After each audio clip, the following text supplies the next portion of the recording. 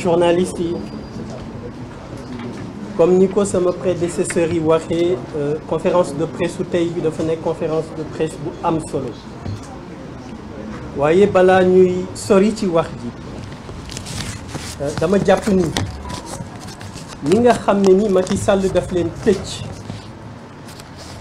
ñu leen di woowee les détenus politiques waruñu leen fàtte ñooñu ñu ngi leen di wax ne leen war nañu am satisfaction ci taxawaay bi ñu am bi tax ñu tëj leen parce que boobu taxawaay contribué na ci pression bii nga xam ne ni moo tax ba le président de la République Macky Sall changé avis jël beneen décision donc du ñu leen fàtte tenez bon incha allah yàggatul bientôt vous serez tous dehors auprès de vos familles et je dirais tout ça pour ça. Pendant presque 2 ans, le président de la République Macky Sall a tenu en haleine le peuple sénégalais avec un mutisme légendaire, un silence expressif. Et dès ce matin, nous avons constaté que certaines presses glorifiaient déjà l'acte qu'il a posé, considérant que le président de la République, Macky Sall, était un homme d'État, était un grand homme, un démocrate, quelqu'un qui veut la paix. Mais ñiy wax loolu xanaa dañu fàtte li nga xam ne nii moo fi am depuis les élections de 2019. bundu xataal askan bi teg leen coono leader politique yi mu teg leen pression ñi mu tëj leen. askanu Sénégal amatul jàmm ba li ci mujj mooy tabaski bi gis ngeen coono bi sénégalais yi di dund ndax coono bi nga xam ne ni moom le président de la République Macky Sall teg donc li mu def démb wax ni du nekk candidat lors des prochaines élections présidentielles de 2024 nous prenons acte mais nous restons très vigilants parce que am na ay cas de figure yoo xam ne ni ñi ma jiitu wax nañ ko. donc loolu nañ ci bàyyi xel xam ne c'est un très grand joueur waaye lii yëpp li nga xam ne nii moom la ci nguur gi war a jàng te certains politiques war ci jàng moo di politique nekkatul ay naxaate politique nekkatul njuuj njaaj politique nekkatul ay deal politique nekkatul ay compromission sénégalais yi yeewu nañ xam nañ lan mooy politique xam nañ kii défendre seen intérêt ak kii défendrul seen intérêt donc ñi nga xam ne nii dañu yaakaar ne politique ay deal la ay njuuj njaaj la nax nañu seen bopp xam nañ ne sénégalais yi loolu dootul am politique bi nga xam ne ni moom la askan bi bëgg mooy politique bi basé ci éthique basé ci transparence basé ci respect loo wax boo dee njiit nga respecté ko bu fekkee ne am na loo gëm muy principe bu ñu doon dagg sa baat ci principe boobu ngay taxaw askan bi nangootul ay vecteurs sociaux wala ay kilifa diine ñu ñuy compal ñuy taxaw di yàq wala di défendre l'indéfendable am loo xam ne nii mënatul ne askan bi xam na ko askan bi dana taxaw continuer de teg pression te fi may daanele mooy fi nga xamante ne nii moom le président de la République Macky Sall tax bokk na li tax mu changer avis et il a envoyé un signal très fort à ceux qui sont à ses côtés pour wax leen ne leen yéen ñi nga xam ne ni da ngeen bëggoon ma mbëkk mur bi yéen ñi nga xam ne ni da ngeen bëggoon ma taal Sénégal yéen ñi ma doon wax gëmmal te dóor yéen ñi ma doon wax xoolal te dóor fi mu nekk nii xam nga lu ma tal jël samay bagage balaa dëkk bi di tàkk balaa sama lépp di des waaye nag na xam ne lii mu def na xam ne lii mu occasionné depuis 2021 depuis 2019 sax laay wax ba ñu ko falee ba léegi il faut ñu teg ci suñu baaraam présidence de la République maître Juan Branco wax na ko commandé na ay armes lu musul am ci Sénégal la présidence selon maître Juan Branco a commandé des armes yooyu dégg nañ Pape Alé Niang li mu ci wax barke démb ay nervi lañ ko jox nervi yooyu téye ko utiliser ko rey ci ay sénégalais communauté internationale bokk na ci lu leen gën a alerté loolu ci la le dossier de la CPI bu ñu jàpp ni rek c'est lu ay caaxaan la président de la République su changer avis c'est parce que la pression elle était forte aussi bien au niveau national qu'au niveau international donc nag su ñëwee def une banalité ne man damay respecter constitution bi nga xamante ne nii man maa ko changé woon loolu jarul ñu ko ci tàccu c'est une banalité on prend acte waaye nekk lu extraordinaire waroon na ko wax depuis très longtemps bu ko waxoon ñii fi dee du ñu dee bu ko waxoon ñii fi ñàkk seeni matériel en termes de marchandises du am waaye moom moo choisir garder mutisme garder ce silence pour continuer bàyyi sénégalais yi ñu nekk ci tension boo xam ne nii bu xamul woon kañ lay dakk yàlla def na dakkal na ko démb waaye it ñu ngi koy wax mi ngi woote dialogue ñun day tëjuñu buntu dialogue waxoon nañ ko duñu dem ci n'importe quel dialogue demuñu pour dealer su fekkee ne dafay woote pour des élections inclusives ñëpp bokk président Ousmane Sonko ñëpp Déthié Fall Soxna Aïda Mbodj Serigne Moustapha ñëpp bokk boobu dialogue ànd nañ ci mais pas dialogue boo xam ne ni da ngay ut caution pour écarter ñenn ñi boobu dialogue intéressé wuñu te ñu ngi wax sénégalais yi ñu rester vigilants c'est pas parce que président de la République wax na rek ne du candidater une troisième fois que dañuy croiser les bras qu'on reste vigilant blocus bi am kër Ousmane Sonko na ko dindi teguwul ci dara bàyyi ko mu ñëw exercer ses activités politiques loolu nag Yewwi Askan Wi dina ci veiller et puis ñu wax sénégalais yi qui soient vigilants et qui restent alerte ba nga xamante ne nii lii fi amoon dootu fi am te gëm naa ne mënatu fi am te dootu fi amin wasalaamaaleykum wa rahmatullah. La parole est à Habib Sy.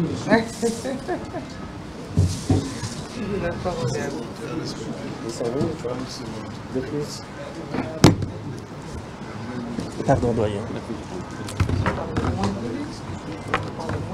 maa ngi nuyuwaat waa Sénégal yëpp di am mbégte ci daje bi nga xam ne dajawaat nañ ko tey ma fas yéene bi sama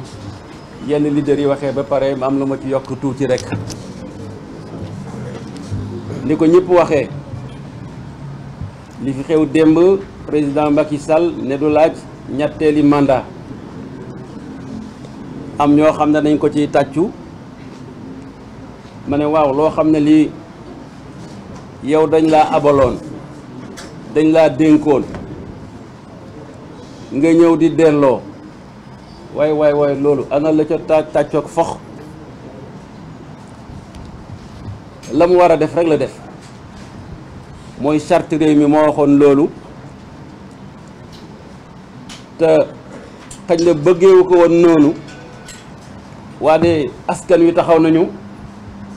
Yewwi Askan Wi taxaw nañu àdduna taxaw nañu mu xam ne la mu bëggoon a ñaay constitution charte réew mi mënul am mu deltu gannaaw moom kay moo waroon nag fi mu toll rek sant waa réew mi bu baax gërëm leen bu baax ndaxte la réew mi waroon ak moom lépp def nañ ko ba mu mat sëkk te na mu meloon ba muy jël réew mi ak ni muy mel tey wuute na junni yoon ndaxte dégg naa ko mu naan kuy def politique waroo am alal waane moom de nee nañu bi muy ñëw am na juróom-ñetti milliards te at mu jot réew mi danañ ko jox lu tolloo ci juróom-ñetti milliards ba fukk ci gafakam goo xam ne kii laajuñ ko nan la koy defee nu ko neex mu defee kooku war naa sant réew mi bu baax li may wax nag xëy na mën na leen a jaaxal bu jógee ci ku mel ne Habib Sy bi mu waxee ba pare dañ ne réew mi dal na du noonu de dalagut de il faut faire très attention ndaxte dalu réew mi ci moom ci jamono jii mi ngi nekkoon ci ñeenti ponk yu gàcc ci loosam bi ci njëkk mooy Karim Wade mi nga xam ne woon moom dafa jaaroon ci justice def loo leen lu ko neex ba génne ko mënul nekk candidat nu muy def ba Karim bokk mu jaaroon ci justice xañ ko réglé na ko ci politique. beneen bi moo doon Khalifa Ababacar Sall mu jaar ci justice xañ ko ak yelleefam ba mënatul a bokk ci élection mu ne nan lay def ba loolu ma teggi ko mu réglé ko ci politique. beneen bi mooy ñetteelu mandat bi nga xam ne coow la woon ñaari ci ëpp solo la bokk. bu ngeen xoolee ci dialogue ba ñoom waxuñu ci sax dañ ne nañ ko yóbbu ca conseil constitutionnel kenn waxu ci de li mu wax nii du dialogue moo ko réglé de. donc mu nekkoon problème droit justice mais tey mu réglé ko problème politique taxaw wax ak sénégalais yi ne defatuma sama ñetteelu mandat. beneen bi ci des nag di ali kallat ji mooy Ousmane Sonko la grande équation te moom moo fexe ba Ousmane Sonko li mu nekk tey mu nekk ci instrumentaliser justice defal ko ñaari procès xam nañ ne ministre mënu koo të ñu indi affaire Sweet Beauté ñu li nga xam ne moom lañ doon tuumal Ousmane ñu teggi ko ni li ndaw si doon wax dara amu ci mais mu instrumentaliser justice instrumentaliser ko ba tey ñuy njort ne Ousmane Sonko dana nekk candidat wala du nekk candidat. Voilà le problème aujourd'hui, c'est ça le problème central, la candidature d'Ousmane Sonko. te xam na nu muy def pour régler ko pour réew mi dal xam na ko na mu def ba régler ñett ñii mu des benn bii teewu ko bu fekkee ne bëgg na jàmm ci réew mi bu bëggee fekkee ne bëgg na réew mi dal parce que erreur bi Macky Sall di def dafay yaakaar ne moom day attaquer la personne d'Ousmane Sonko. Non,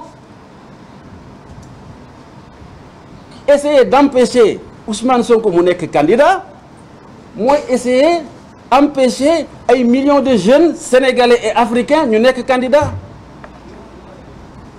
te waxoon naa ko ko fii danaa ko waxat mënul am, c'est impossible monsieur le président. jëlal sa responsabilité nga régler ce problème. ñii wax nañ ko ñu fi jaar léegi ñun mosuñoo tëju, jamais de la vie on n'a jamais été tëju et fermé. Même bu ngeen seetloo avril bi mu ñu invité wax nañ ko ko ci lettre bi nga xam ne moom lañ ko bind ne ko da ngay poser ay actes yoo xam ne yi wane na ne da nga bëgg a jàmm ci réew mi. bu boobaa boo ñu invité 4 avril ñu ñëw mais mën loo fab lu toll ci juróom benn téeméeri xale yoo xam ne defuñ dara nga tëj leen ci kaso bi di bundu xatal Ousmane Sonko. ñun buñ bëggee manifester nga aaye ñu ko dañu sànni ay lacrymogène di jàpp suñu leader di tëj kaso ba pare nañu ñëw leen topp sama gannaaw. Impossible, mënul am, impossible. te foofu la ñu toll tey ñun jafewuñu de ñun jafewuñu Ousmane Sonko jafewul Sénégal ñëpp ko bëggal jàmm mais ndey mbilli gi kay mooy Macky Sall. C'est à lui de faire en sorte que lii nga xam ne def na ko tey te am ñu ko ciy bàkk mu bañ koo gàkkal te gàkkal bi bu fekkee ne mi ngi toog ci yoon wi li ko kenn waxee léegi ne il faut que ma faagaagal Ousmane Sonko la mu defoon lépp dara daanu ci suuf. ñun nous ne sommes pas des rancuniers. Ousmane Sonko wax na ko budul benn du ñaar duñ ay du rancunier dañoo bëgg Macky Sall mu toog ba ayam jeex mu jubub ay kaakem dem ci jàmm Sénégal nekk ci jàmm ñu continuer nekk ci jàmm mais nag am na loo xam ne lii bu ko bëggee def du sotti moo tax ma wax leen ne ah yaakaar naa ne dal bi ñuy wax am na ci réew mi xañ na démb am na bërki démb ba suba dara am mais bu continuer def lii nga xam ne moom la ñuy def ñun waa askan wi parce que lu mu def Ousmane Sonko ñun la ko def te da ko def des millions de jeunes on ne peut garantir de rien parce que personne ne maîtrise les jeunes c'est ça la vérité mag ñi dañuy wax ne ñaar moo yàq ndaje ñaar da koy yàq ki wartu bokk ñu dugal ko ci foo ko fekk day yàqum ndaje ki war a bokk nga ne na génn foo ko fekk day yàqum ndaje moom la ñuy wax inclusivité te Ousmane Sonko dafa war a bokk bu bokkul ndaje mi yàqu ñun duñ ko yàq sax mais projet bi nga xam ne moom la xale yi téye xale yi si ñoo di xale yi c'est pas la personne de Ousmane Sonko ñoom ñoo ne projet la ñoom ñoo ne idée la waaye ngir yàlla seen projet boobu dëkk ñoom duñ seetaan kenn di leen ko yàqal il faut que Macky Sall xel mi xaw a del si tuuti mu xam ne sax bon gaynde gu doon nelaw la mais fii mu nekk rocc nañ bëñ yi c'est ça la vérité yeewoo ci gaynde gu yeewoo ci nelaw ñu rocc say bëñ loo fi waxati moom réew mi kenn dootu la déglu alors pour dire que au Sénégal la stabilité du pays il faut faire très attention depuis que le président Macky Sall a fait son message hier et beaucoup sont enthousiasmés considérant que désormais il y a la stabilité parce que la question centrale principale c'était la troisième candidature. Non, il faut faire très attention. Il y a 4 équations que Macky Sall devrait résoudre pour qu'il y ait la paix et la stabilité dans ce pays. La première équation, c'était le cas de Karim Wade, qu'il avait écarté par l'instrumentalisation de la justice. Mais aujourd'hui, compte tenu de la nature du pouvoir, qui est un pouvoir présidentiel, il l'a réglé de façon politique. La deuxième équation pour la stabilité, c'était le cas de Khalifa Sall, qu'il avait écarté aussi par l'instrumentalisation de la justice. Aujourd'hui, il l'a réglé par le biais de la politique. La troisième équation, c'était sa troisième candidature. Au cours du dialogue national, il avait été décidé que le Conseil constitutionnel en serait saisi. Et hier, il l'a réglé de façon politique. Et la troisième équation, la plus importante, la plus déterminante pour l'avenir du pays, c'est la candidature d'Ousmane Sonko. Et il a instrumentalisé la justice pour faire en sorte que Ousmane Sonko ne soit pas candidat à l'élection présidentielle de 2024. Ce n'est pas possible. Nous l'avons dit. Nous avons été toujours ouverts. Mais vous savez, le cas d'Ousmane Sonko, comme on le dit en négociation commerciale, il existe quand même de traitement spécial et différencié. Ousmane Sonko n'est pas les autres. Yewwi Askan Wi n'est pas les autres coalitions. Nous n'avons pas la même histoire. Nous n'avons pas la même représentativité au niveau national. Nous n'avons pas la même responsabilité. Il faudrait qu'il soit conscient de cette situation pour prendre des mesures sur le fond politique, comme il l'a fait avec les autres, pour que ce problème soit définitivement réglé et que le Sénégal soit installé dans la stabilité. C'est ça notre vœu. C'est ce que nous avons toujours voulu. On lui a toujours fait comprendre. Mais il est resté sourd dans nos discours, nos points de presse. Nous avons toujours dit que nous voulons la paix et la stabilité dans ce pays. Mais il faudrait que le président de la République prenne des mesures de nature à apaiser la situation sociale. Il ne l'a pas fait. Comment voulez-vous nous appeler à une table de négociation ou de dialogue, alors que vous avez enfermé 650 de nos jeunes, alors que vous avez fait le blocus chez Ousmane Sonko. D'ailleurs, sur le blocus, moi qui est voisin d'Ousmane Sonko à Keur Gorgui, j'envisage avec certains habitants de porter plainte contre l'État du Sénégal parce qu'il nous porte nuisance. Il limite notre liberté d'aller et de venir. Il n'a pas le droit de le faire. Nous ne sommes pas en état d'urgence. N'est-ce pas? Alors je crois que les habitants de Keur Gorgui m'entendront. Nous devrons prendre des avocats pour porter plainte contre l'État du Sénégal. Parce qu'il n'y a aucune mesure administrative qui justifie ce blocus de Keur Gorgui. Alors voilà